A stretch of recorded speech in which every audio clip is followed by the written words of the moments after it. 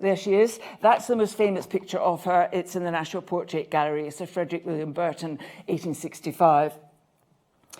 And what I want to do is to start immediately with a quotation, because we're going to talk about relationships, her relationships and what she made of relationships in her novels and in her other writings.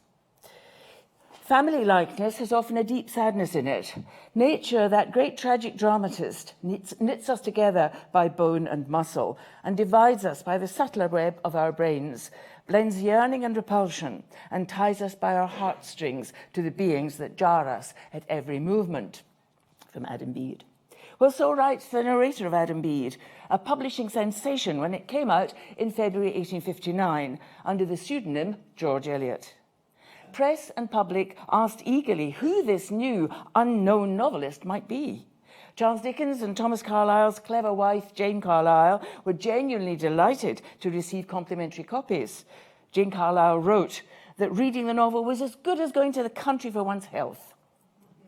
Elizabeth Gaskell was flattered to be asked if she was the author, because she was already the famous author of Mary Barton and other novels. But she was still quite impressed by Adam Bede, so much so that she was quite pleased to be asked if she was the author. She wasn't, of course. Queen Victoria noted in her journal the deep impression the book had made on her and Prince Albert, and she recommended it to her uncle, King Leopold of the Belgians, as one of the finest novels written for a long time. She also wrote in her journal about it. And she also commissioned paintings from Edward Henry Corbould of 2 scenes from Adam Bede, which you might know that in the Royal Collection. Intelligent and probing as the narrator's remark about family likeness is, such generalized observations alone did not bring the novel its runaway success with readers and critics. Believable characterization, and in particular, believable and often sparkling dialogue, ranging from high seriousness to hilarity, played a considerable part. So too did the author's ability to embed her characters in their family and social context, and to observe the complexity of their emotions and their actions at moments of conflict and difficulty. George Eliot also achieved, with her first novel, what Dickens had managed 22 years earlier with his first piece of fiction, Pickwick Papers, in 1837. That is, they had their they were quoted in Parliament. Mr. Pickwick's idiosyncratic servant, Sam Weller, was quoted in Parliament. And now, George Eliot's sharp-brained and sharp-tongued farmer's wife, Mrs. Poyser, was accorded the same privilege. A flavour of her conversation can be gleaned from her exchange late in the novel with the local bachelor schoolmaster and misogynist Bartle Massey. Here is her riposte to his denigration of womankind, which, according to him, thinks 2 and 2 will come to make 5 if she cries and bothers enough about it. Aye, aye, said Mrs. Poyser. One would think and hear some folks talk as the men were cute enough to count the corns in a bag of wheat. They're only smelling at it. They can see through a barn door, they can. Perhaps that's the reason they can see so little on this side of it. Bartle tries again with an attack on wives. If a man has a mind for hot meat, he says, his wife will match it with cold bacon. To which Mrs. Poyser replies, yes, I know what the men like. A poor soft as it simper at him like the picture of the sun, whether they did right or wrong, and say thank you for a kick, and pretend she didn't know which end she stood uppermost till her husband told her. That's what a man wants in a wife, mostly. He wants to make sure of one fool as'll tell him he's wise. But there's some men can do without that. They think so much of themselves already, and that's how it is there's old bachelors. The answer to the question on everyone's lips was soon known. George Eliot was Marian Evans, a journalist and translator aged 39. Who had both good reason to employ a pseudonym and personal experience to give the ring of truth to her presentation of the pleasures and pains of family and community life. A brief sketch of George Eliot's ordinary, extraordinary life would run as follows. On 22nd of November 1819, George Eliot was born Marian Evans at South Farm on the Arbury Estate in Warwickshire, just outside Nuneaton. She was the third child of the second marriage of Robert Evans, estate manager to the great Newdigate family. Being exceptionally clever and serious, she did well at English and French in her local school and was permitted to use the library of the great house of the Newdigates, Arbury Hall. Her father also allowed her to have lessons in German and Italian from a local tutor. That was pretty unusual for a sort of lower middle class or upper working class girl in the 1820s in the Midlands. After her mother died when Marianne was 16, she kept house for her father until his death in 1849, when she was 29. Having gone through a strongly evangelical phase in her teens, her reading of English and German books questioning the literal truth of the Bible led her to renounce her religion in her early 20s. Her horrified father threatened to banish her from home. She contemplated with dread the life of a schoolteacher in Leamington Spa until her older brother Isaac intervened with their father and domestic peace was restored. She wrote to a friend about being scared of having dodgy, lonely lodgings and scanty food and having to go around Leamington as if she had a great sticker on her face saying rebel and infidel. So that was spared her by Isaac, her brother Isaac. Marianne developed friendships with progressive thinkers in nearby Coventry, through whom she was introduced to the radical London publisher John Chapman and some of his authors.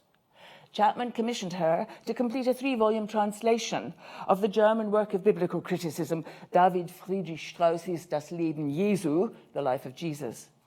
The translation came out anonymously in 1846. After her father's death, she rejected the idea of remaining in the Midlands to be a useful aunt to the children of either Isaac or their older sister Chrissy, both of whom were married with families in their location. And instead, she set out for London. She'd been left £90 a year by her father, not enough to live on, but enough to encourage her to try an independent life in London as a journalist and translator. Early in 1851, she moved into Chapman's interesting home at 142 Strand to work as the unacknowledged editor of the radical quarterly journal he had just bought, the Westminster Review. And this is another of my books which has quite a lot about George Eliot in it. It's a story of 142 Strand and radicalism in London at the period. And the picture there on the bottom is from John Tallis's London Street Views, published in 1847, which is kind of early A to Z. You could buy a little booklet of just some of the streets in London. The Strand, being so long, had about 3 different booklets dedicated to it. But you can see the tallest of the buildings there. It has at the top John Chapman, bookseller and publisher. And that was 142 Strand. Unfortunately, the building is not there anymore. It's between King's College and Waterloo Bridge, if you want to go and have a look at number 142. It's a boring building now. Anyway, he had just bought the Westminster Review, and here, Marian, calling herself Marian rather than Marian Evans, she met all the young progressive authors of the day and became used to attending soirees and meetings held by Chapman, where she was the only woman. And this is Chapman. He's got we don't know there are not very many pictures of him. We don't know who did this. It's a photograph, and we don't know why he's got a white beard and a great black head of hair. But the main thing about it is you have to notice that he is very, very handsome. For Chapman's household consisted of himself, his wife Susanna, 14 years his senior, 2 children, and the family's live-in governess, who was also Chapman's lover. In 1851, a comic drama, though not funny for Marian at the time, was played out at 142 Strand, as Chapman made frequent visits to Miss Evans's room to learn German from her and hear her play the piano, and more. Soon, the other 2 women in the household, wife and mistress, joined forces to insist on her removal. After a tactful retreat to stay with her Coventry friends, one might say it's a cliché, she was sent to Coventry, a return was negotiated on the understanding that Marian would restrict her relationship with Chapman to that of invaluable assistant on the Westminster Review, and so it came about. And there followed an extremely fruitful period, fruitful for her and for us, of writing long, informed, and often witty articles on English, French, and German literature, philosophy, history, and social science, as well as keeping touchy contributors happy with her firm but tactful comments on their contributions to the Westminster Review. Through Chapman, she met Dickens, Thomas Henry Huxley, and the American Ralph Waldo Emerson, who lodged with Chapman on his visits to London. Chapman also introduced her to George Henry Lewes, a brilliant journalist, translator, and miscellaneous writer on philosophy, science, and many European literatures. And this is a photograph of Lewes taken in 1865, I think. Unfortunately, Lewes had a wife, Agnes, from whom he was separated, but whom he could not divorce, since they had enjoyed an open marriage, a bohemian open marriage, and he had accepted 2 children born to Agnes, whose father was not Lewes, but his friend and journalist, Thornton Hunt. And here is a very striking drawing from the National Portrait Gallery of Agnes Lewes at the piano, G.H. Lewes at her elbow, and Thornton Hunt at a little distance. And it's Thackeray, a pencil drawing by Thackeray, done in about 1848, so before the threesome fell out or came into any kind of disarray. And some of you will recognize Thackeray's signature, do you? Can you see where it is? It's the top right. It's his head. It's his hair and his glasses. That's how he signed his little drawings on his letters and everywhere. He did lots of these pencil drawings, and that's Thackeray. Well, Marian and Lewes began their relationship in London in 1853, but they found it expedient to travel together to Germany in the summer of 1854. Lewes wanted to do research in Weimar and Berlin for the biography of Goethe he was writing. And Marian could continue sending her articles to Chapman for the Westminster Review while helping Lewes by translating extracts from German for his book. Living in Weimar and consorting with the composer Franz Liszt and his married lover, the Princess von Sayn-Wittgenstein, they escaped for a while the inevitable scandal and disapproval back home in England, where, it must be said, Chapman, Dickens, Wilkie Collins, and many other respectable men shared their lives, usually in secret, with a wife and a mistress. Marian did lose friends. Lewes was invited to dinner without her, and there was much gossip in literary and journalistic circles. Lewes's friend and mentor, Thomas Carlyle, used the slightly censorious description strong-minded woman on receiving a letter from Lewes explaining his situation. Charles Kingsley, writing to his fellow clergyman, Frederick Denison Morris, wrote uncharitably of Miss Evans, the infidel esprit fort, who is now G.H. Lewes's concubine. Worse, she suffered nastiness from reviewers when it was discovered, soon after the publication to great acclaim of Adam Bede, that the unknown new star in the literary firmament, George Eliot, was not only a strong-minded woman in the sense of being independent and holding opinions, but also morally reprehensible. William Hepworth Dixon, writing in the popular literary journal The Athenaeum in July 1859, just after The Secret of the authorship of Adam Bede came out, called her a clever woman with an observant eye and unschooled moral nature. It has to be said that none of the reviews of Adam Bede found anywhere anything not moral or unschooled about that book. But now that it was known that who was the author, some people found that they were changing their minds, but many couldn't because they had nailed their colours to the mast in writing about what a wonderful first-class novel this was and goes straight to the head of the charts, as it were. So, fortunately for her, this abuse didn't last for very long, but it was quite hurtful to her nonetheless. However, as she would say, if asked, her answer to this sort of disapproval was to publish novel after novel of undeniable genius and no tendency towards immorality. Quite the contrary, in fact, since she gave serious analytical attention to the moral problems she created for her fictional characters. Ordinary readers, not to mention Queen Victoria and Prince Albert, seem to have seen nothing to object to in her works, whatever her personal circumstances were. Her novels enjoyed huge critical and financial success. But one person refused resolutely to have contact with Marian Lewes, as she now called herself. Her brother Isaac, on being told in 1857 that she was living with Lewes but was not legally married to him, broke off relations immediately. Only in 1880 did he break his long silence on the occasion of Marian's legal marriage to her friend John Cross, Lewes having died 2 years earlier. The difficulties she encountered first with her father over her loss of faith, then with her brother and some of her former friends over the relationship with Lewes, caused her great pain, and she struggled with depression and bruised pride. Buoyed by Lewes's constancy, optimism, and encouragement, she turned personal trouble and disaster into literary triumph.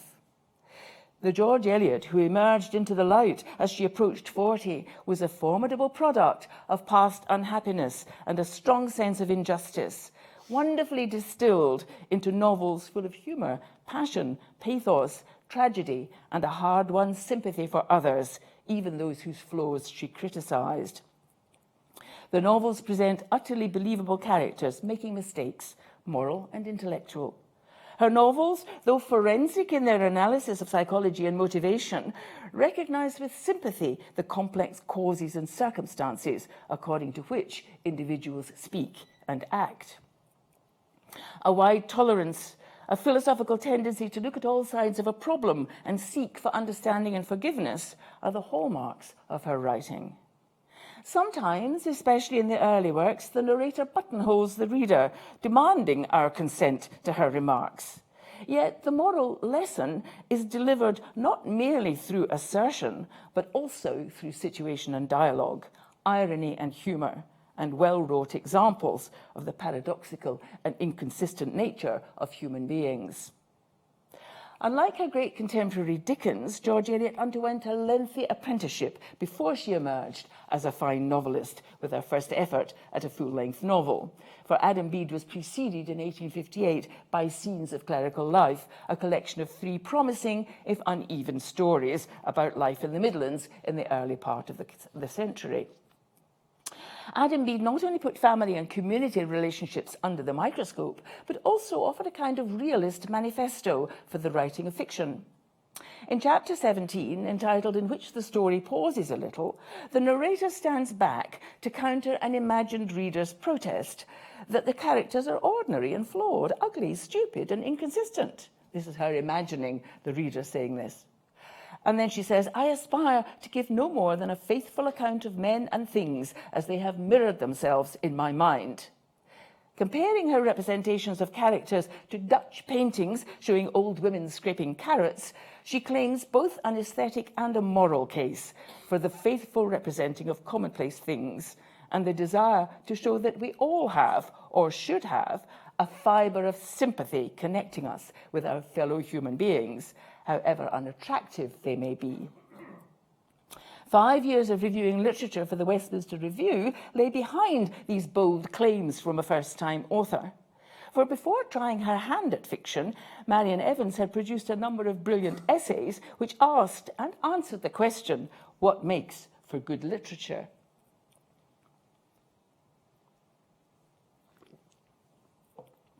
A short critique of Charles Kingsley's Westward Ho in July 1855 regrets Kingsley's dropping into homily at every turn, instead of being a teacher in the sense in which every great artist is a teacher, namely by giving us his higher sensibility as a medium, a delicate acoustic or optical instrument, bringing home to our coarser senses what would otherwise be unperceived by us. In a long article on the work of the German social historian Wilhelm Heinrich von Riel, she agrees with John Ruskin's objection in his Modern Painters to idyllic ploughmen and opera peasants in art. Once more, she sets out the requirement for the artist. The greatest benefit we owe to the artist, whether painter, poet, or novelist, is the extension of our sympathies.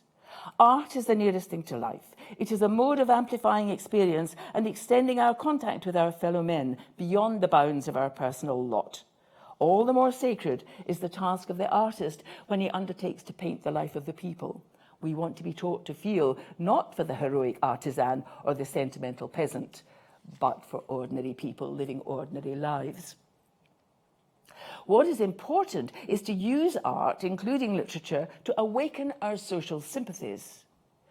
If this seems to suggest that Marian Evans' idea of literature was a purely moral one, her wittiest essay for the Westminster Review dispels that idea. Finished in September 1856, only 11 days before she embarked on her own fictional career with the first of the scenes of clerical life, the essay that I'm about to quote from shows that she valued literature which produces amusement, imaginative engagement, and aesthetic pleasure too. In silly novels by lady novelists, she has fun at the expense of some very bad novels, including those utterly unrealistic ones in which the heroine is usually an heiress, probably a peeress in her own right, with perhaps a vicious baronet, an amiable duke, and an irresistible younger son of a marquis as lovers in the foreground. A clergyman and a poet sighing for her in the middle distance, and a crowd of undefined adorers dimly indicated beyond. Her eyes and her wit are both dazzling. Her nose and her morals are alike free from any tendency to irregularity. She has a superb contralto and a superb intellect. She's perfectly well dressed and perfectly religious. She dances like a sylph and reads the Bible in the original tongues. It's a very, very funny essay, and she does quote from lots of forgotten, now rightly forgotten, novels that were coming out at the time, in which people speak an extraordinary language nobody ever heard or spoke, and in which she shows all these things happening in these ludicrous novels. Finally, the woman who wrote this article and who was about to embark on the difficult career of novelist herself sums up the requirements of the genre. Just simply, like crystalline masses, the novel, may take any form and yet be beautiful. We have only to pour in the right ingredients: genuine observation, humour, and passion. Well, George Eliot poured all these ingredients into her own fiction.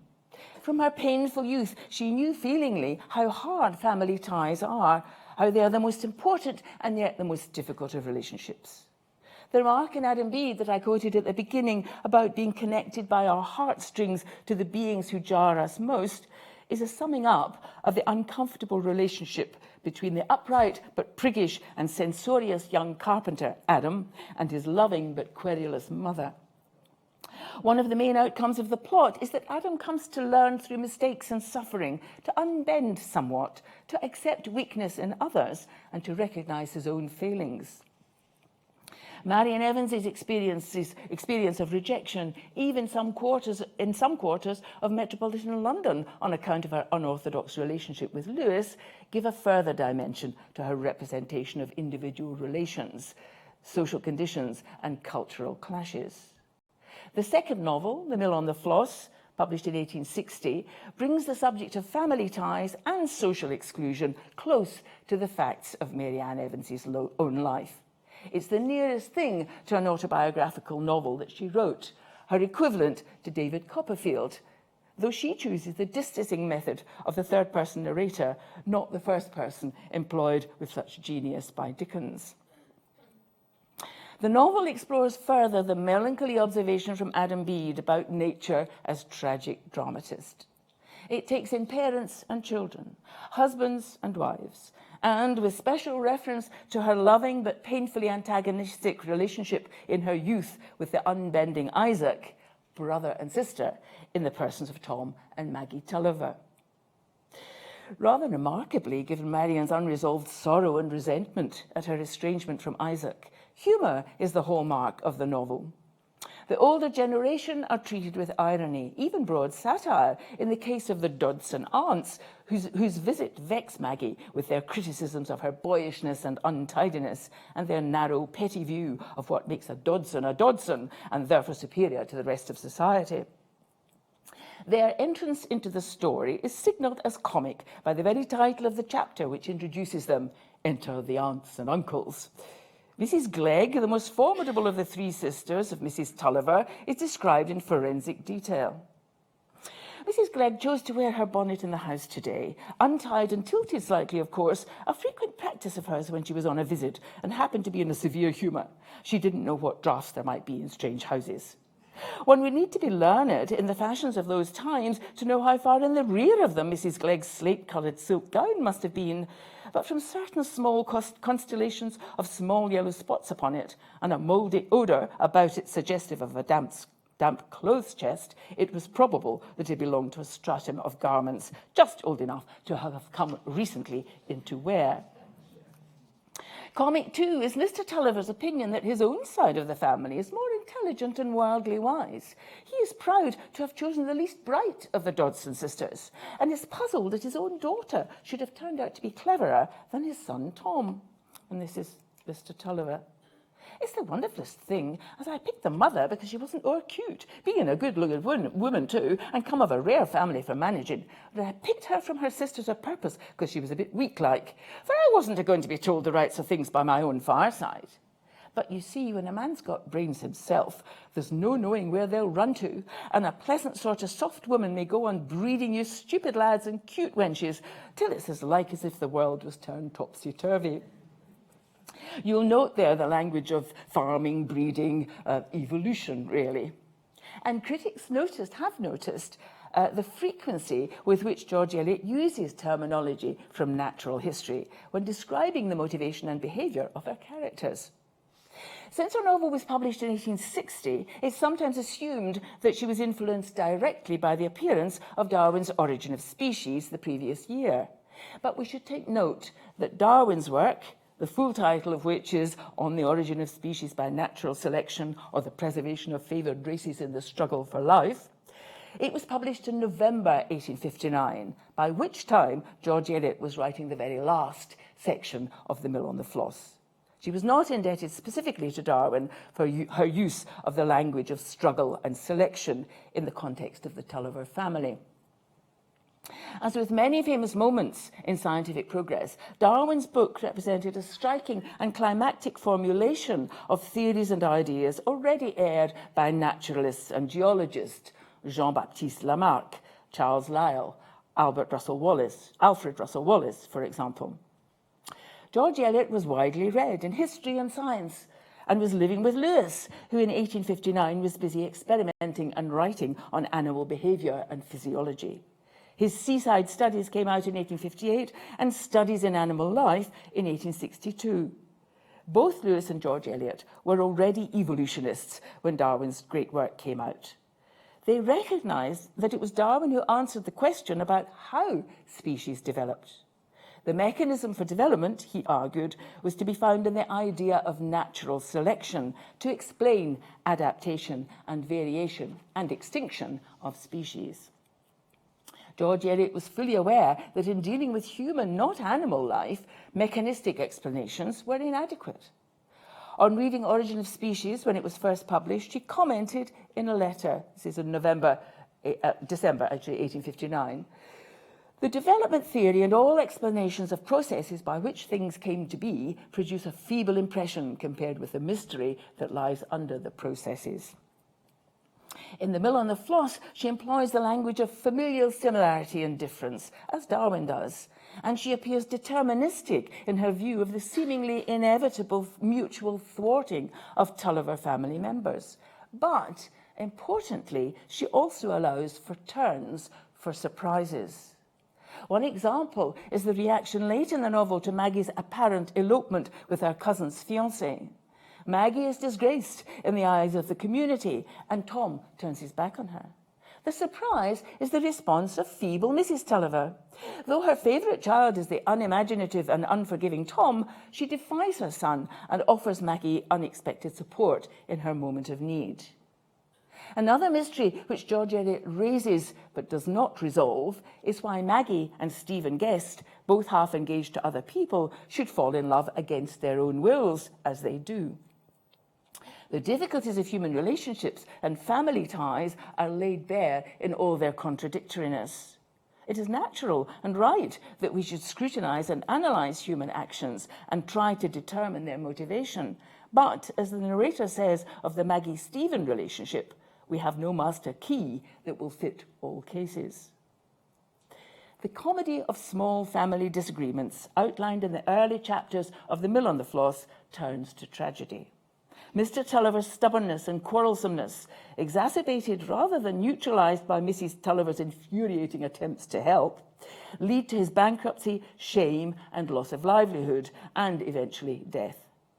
George Eliot compares Mr. Tulliver to Oedipus, who also unwittingly brought about his own downfall, and she insists on winning our sympathy, not only for the children whose life choices are drastically limited by their father's actions, but also for the obstinate miller himself.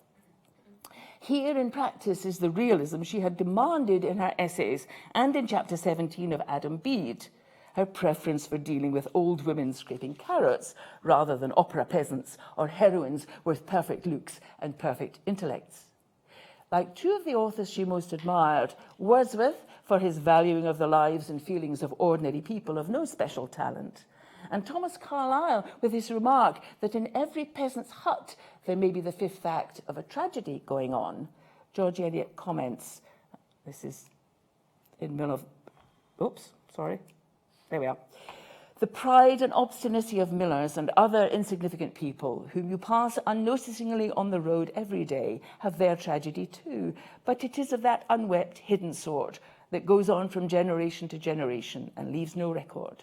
Such tragedy, perhaps, as lies in the conflicts of young souls, hungry for joy under a lot made suddenly hard to them, under the dreariness of a home where the morning brings no promise with it, and where the unexpected discord of worn and disappointed parents weighs on the children like a damp, thick air in which all the functions of life are depressed. Or such tragedy as lies in the slow or sudden death that follows on a bruised passion, though it may be a death that finds only a parish funeral. In 1829, the year in which the opening of the novel is set, Tom is 13 and Maggie 10, the same ages as Isaac and Marian Evans were in that year. Whatever Maggie does, she ends up somehow in the wrong with her censorious brother. Her creator is almost always on her side against Tom's righteous injustice to her, as in the famous early scene of the jam puffs. Mrs. Tulliver is baking in preparation for the visit of the aunts, and the children are given 3 jam puffs to share. They eat one each, and Tom proceeds to divide the third with his pocket knife. One piece ends up bigger than the other, and Tom gets Maggie to close her eyes and choose right hand or left. Maggie gets the bigger half. "You've got it," said Tom in a rather bitter tone. "What, the bit with the jam run out?" "No, here, take it," said Tom firmly, handing decidedly the best piece to Maggie. "Oh, please, Tom, have it. I don't mind. I like the other. Please, take this." "No, I shan't," said Tom almost crossly, beginning on his own inferior piece. Maggie, thinking it was no use to contend further, began to, and ate up her half-puff with considerable relish as well as rapidity. "Oh, you greedy thing," said Tom, when she had swallowed the last morsel.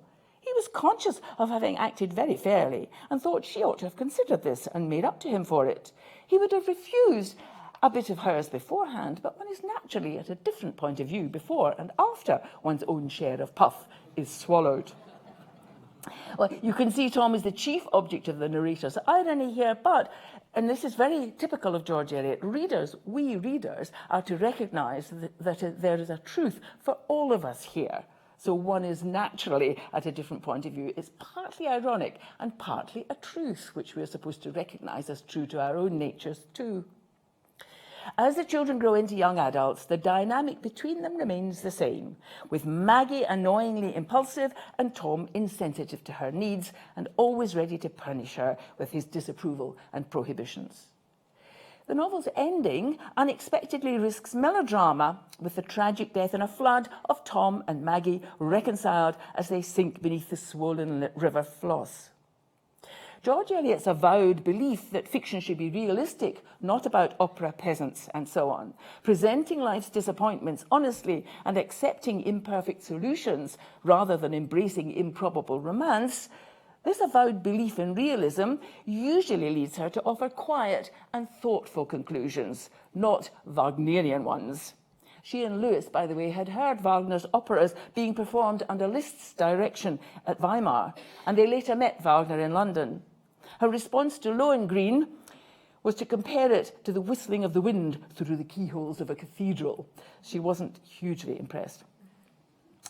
But inasmuch as Maggie represents Marian Evans' own strong contradictory feelings for her brother, we can see George Eliot in The Mill on the Floss metaphorically turning the tables on him, breaking off through dramatic fiction the relationship which Isaac had broken off with her in life. But she sacrifices Maggie too, and emphasises the loving embrace between the siblings as they meet their deaths. Brother and sister had gone down in an embrace, never to be parted. It's unusual for George Eliot, and we may suppose that she was expressing deeply held personal hurts.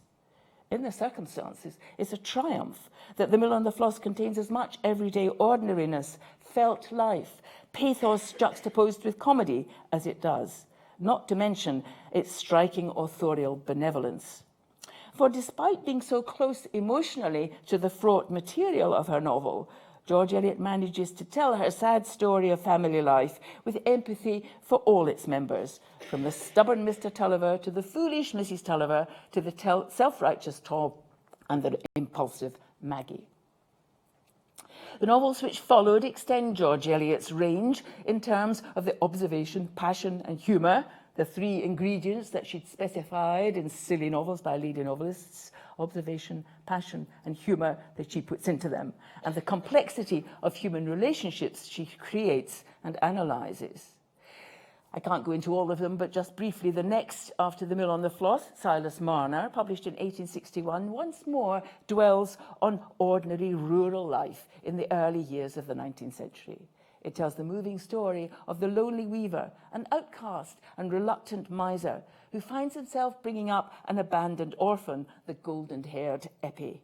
Through her, he's brought into contact with the local community and has his faith in humanity restored. It's the novel, I suppose, which is the happiest ending of all of her novels. Middlemarch, published in 1871-2, is agreed by most readers to be her greatest novel. Critics have marvelled at it, beginning with Henry James when the novel first came out, and proceeding via Virginia Woolf, who celebrated the centenary, the first centenary of George Eliot's birth in November 1919, with her famous remark that Middlemarch is a magnificent book, one of the few English novels written for grown-up people. In the present day, declarations of admiration have come from novelists including A.S. Byatt, Alan Hollinghurst, Zadie Smith, and Thomas Keneally, the last of whom, Keneally, told the Sunday Times in 2013 that Middlemarch is a template for all novels about relationships. According to Keneally, the novel has never been outthought or outwritten in its representation of human relationships. The world which George Eliot creates in this novel, whose subtitle is A Study of Provincial Life, is that of a middling Midlands town in the late 1820s, when industrialisation was moving at pace, with railways beginning to arrive and political reform in the air through agitation both inside and outside Parliament. The resulting abolition of rotten boroughs and extension of the franchise came about with the first Great Reform Act of 1832. At the same time, there were calls for radical improvement in medical training, for social improvements such as education for all, and for the production of inexpensive books and newspapers. The town of Middlemarch represents middling society at this time and of rapid change, when, as the narrator says in chapter 11, municipal town and rural parish gradually made fresh threads of connection, and one could observe the stealthy convergence of human lots.